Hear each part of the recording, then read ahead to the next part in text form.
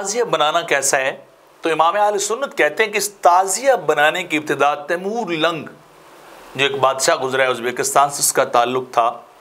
اس کے دور میں یہ تعزیہ کی خرافات اور رسوم جو ہیں وہ شروع ہوئی. تو آپ فرماتے ہیں کہ تعزیہ داری بدعت، حرام اور ناجائز ہے.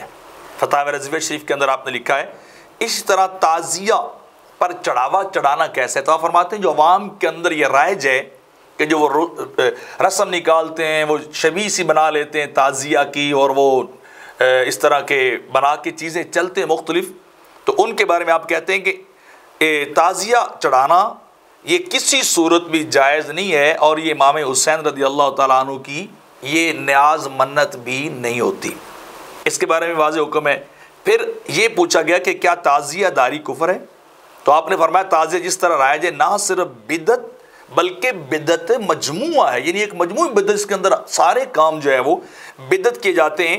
اس طرح امام حسین کے روضہ کا نقشہ بنانا، ڈھول باجے بجانا، تاشے بجانا. اسی طرح تعزیہ میں امداد کرنا، یعنی اس میں لنگر میں حصہ ڈالنا جو لوگ کر لیتے ہیں، اس کا حکم کیا ہے؟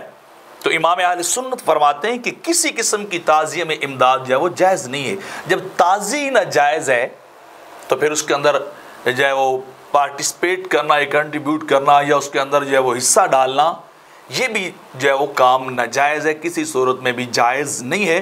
تو یہ امام اہل سنت الشاہ احمد رضا خان بریلوی رحمۃ اللہ تعالی علیہ محدث قادری نے ساری باتیں بڑی وضاحت سے لکھ دی ہیں.